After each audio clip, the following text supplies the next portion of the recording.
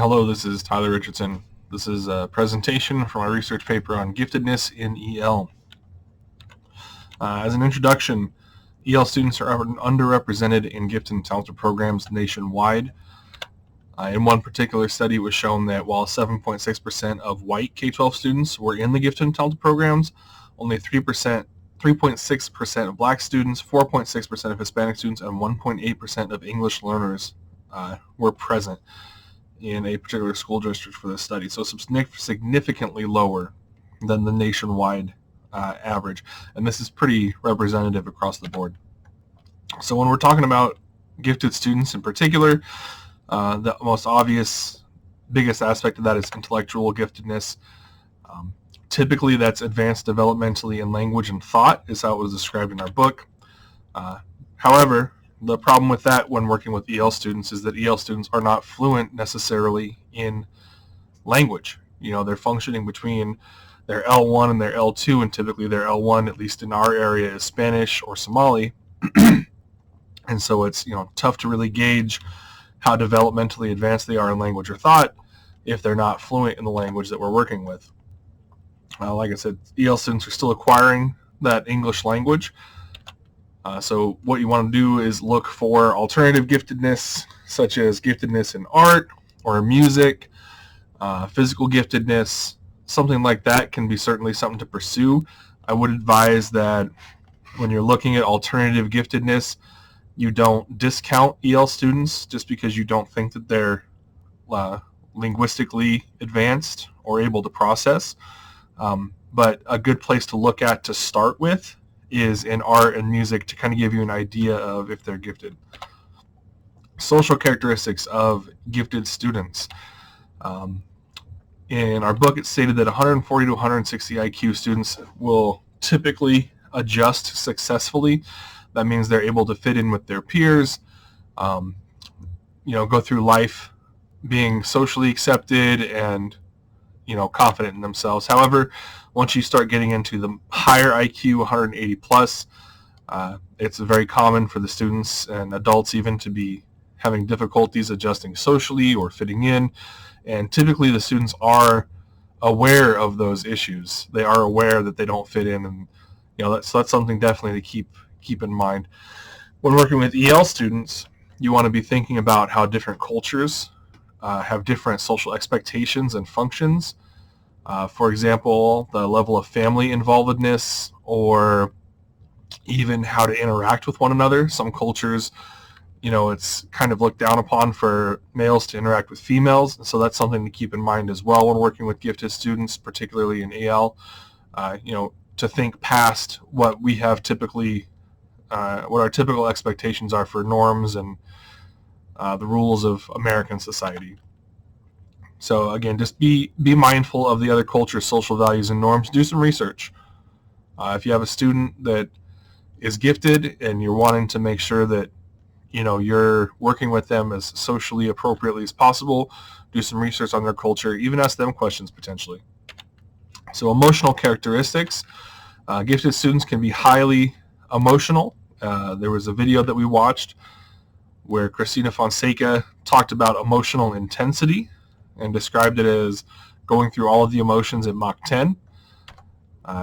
When you're thinking about EL students who are gifted, it's important to think about how their culture expresses emotions. I know it's something kind of odd maybe to think about, but some cultures, it's kind of frowned upon to express your feelings outwardly and openly.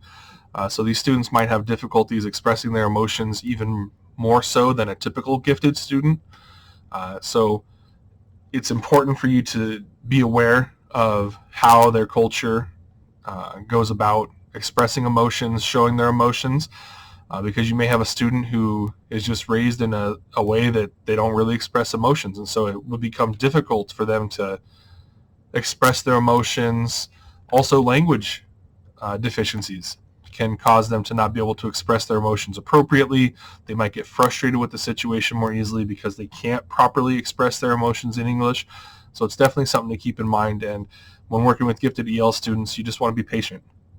Be understanding of their situation, their level of language acquisition, and kind of move forward from there. Physical characteristics of gifted students. The biggest thing really, I think overall, some students are gifted physically. They excel at sports or physical activities. But when working with EL students who may be gifted, it's important to think about cultural differences, particularly in their like sporting choices or the type of activities that is socially acceptable for them to participate in. And then when doing physical activities, it's important to attempt at least to get your events and activities to be culturally relevant. Anything that you can include that is part of their culture, they're surely to be more responsive to, and it's just a good way to integrate that into the students' physical activities. So when we're talking about identification of EL gifted students in particular, my research has shown that there are oftentimes biases, and a lot of times the testing and identification is not really fair or balanced toward EL students. What I mean by that is because teacher selection plays such a large role in suggesting which students to test or which students to possibly put into the program. We have to look at the teacher's biases towards selecting like white English speaking students as opposed to non-white or non-English speaking students. The tests that they take are typically geared towards English speaking students. That means students who are fluent in English. So you can imagine the difficulty that an EL student who is maybe still acquiring English or is not fluent would have on an IQ test where they're required to speak or express any sort of information orally. If they're not completely fluent in English, how can you expect them to perform well on this test? And that's not saying anything against their intelligence. That is not saying anything against their ability. Language acquisition is a process, and depending on where they're at in the process, these tests just they're not geared towards these students, and they're not really fair to these students. So they really shouldn't be measured by that same metric.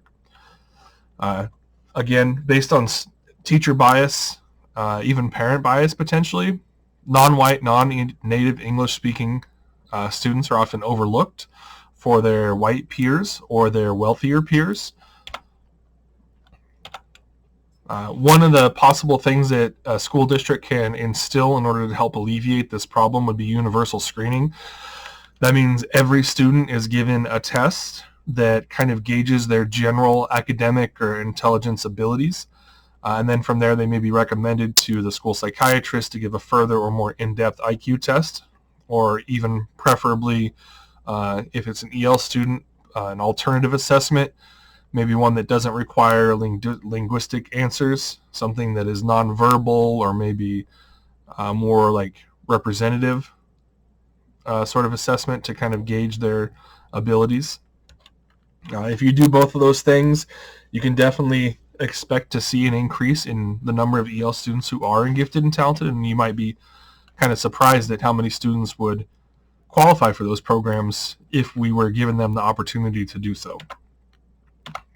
Diversity in general, when working with EL students, it's important not to just think about the language that the student speaks, but also where the student is from. For example, in Mexico, depending on where you're at, you can have many different dialects of Spanish. Same situation with like Spanish from Spain. Some people would consider like some of the languages spoken in Guatemala to be Spanish, but really they're Mayan dialects. So you have things like Conjabal or Quiche, where there is some overlap with Spanish, but it's not really close enough necessarily to have them just be understanding if you speak to them in Spanish. Don't group Spanish-appearing students together all the time. This is the same case. I know in my school right now, I have, again, a couple students who speak Conjabal and Quiche, and when they came in, the teachers just automatically assumed they spoke Spanish, so they talked to them in Spanish, and they weren't understanding. Well, as it turns out, they're not speaking Spanish. They're speaking a Mayan dialect, which has some, Spanish connections, but because it's not the same, so it's a difficulty that you have to assess, and you really need to look at where they come from in order to make sure that you're serving the student correctly.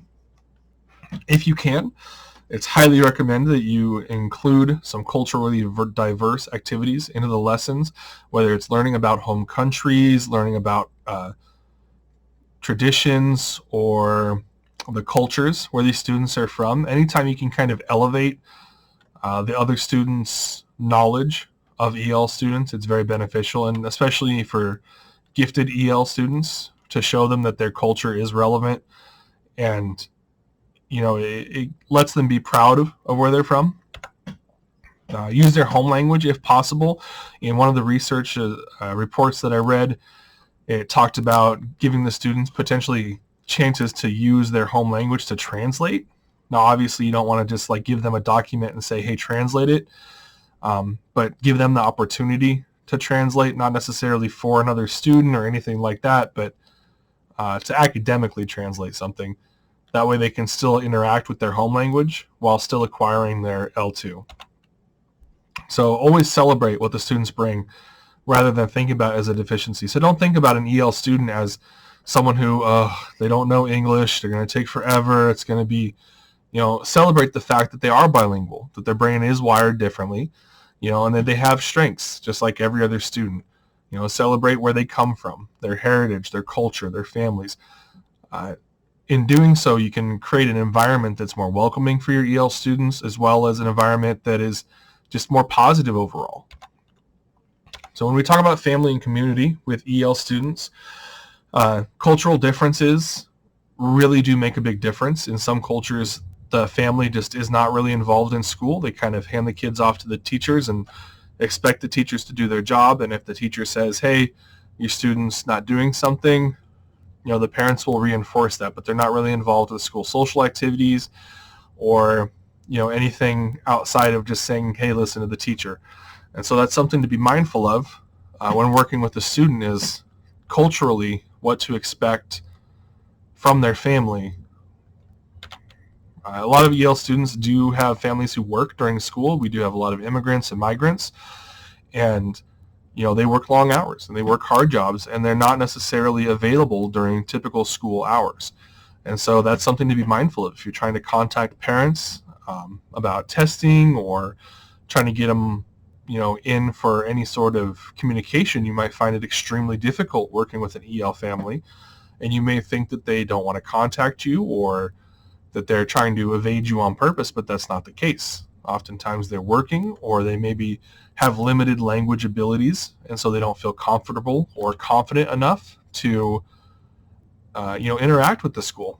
And so reaching out to those kind of parents, reaching out to those families, providing documents that are translated to their home language is a really beneficial step that you can take to help these families feel welcome. If you can incorporate local businesses or leaders from culturally diverse backgrounds, have them come and speak. Show the students that there are people out there like them who are successful and who can be positive role models. That's another thing that's really missing in EL, is a lot of positive community-based role models to show students that they can be successful. Oftentimes they just see mostly white people, and it can be discouraging thinking that people who look like them can't be successful. When working with gifted students, all of these things apply for EL. These are all techniques and tools and things to consider when working with gifted EL students. Even more so, because you do want to make sure that you're communicating with the family. So if you're not doing that in a way that is accessible to them, you really need to reconsider how you're communicating. In the end, it's important to remember that EL students do bring a lot to the table. They bring culturally diverse backgrounds. They bring unique points of view. They oftentimes speak one or two or more languages, including their home language and English. There's things to celebrate for EL students, and for gifted students, giving them the opportunity to explore those things and celebrate those things would be, a huge advantage. One kind of maybe a little bit of a negative takeaway is that we really need to be better about addressing our biases towards students. In my research, a lot of information kind of indicated that EL students in particular are under-identified based solely upon teachers' previous encounters with EL students or their expectations of EL students. And so it's really easy to fall into the pit where you think, well, this student doesn't have the language ability, so how can they possibly be gifted? How can they be advanced in anything if they can't speak English fluently. And that's not the proper mindset to have. These students have a lot of other strengths, and they're learning a language. Like I said before, that's a process and it takes time, and you shouldn't discount a student's ability just because they don't currently have the language ability that you think that they should. A great suggestion in one of the papers I read was to have better and more training specifically for working with EL students, because it's such a growing demographic in our school systems. It's really important that we have appropriate training for classroom teachers as well as EL teachers and gifted and talented teachers in working with EL students. This is a group of students whose numbers are growing rapidly, and we don't want them to fall through the cracks just because we aren't prepared or trained properly to help them and work with them in the right way. So more professional development within districts, more access to training materials and testing materials in particular, if you're going to do like universal screening, would all be things that would be really fantastic. Would really help out just in general, I guess. So thanks for watching. I hope we learned something here, and I hope you enjoyed the video. Goodbye.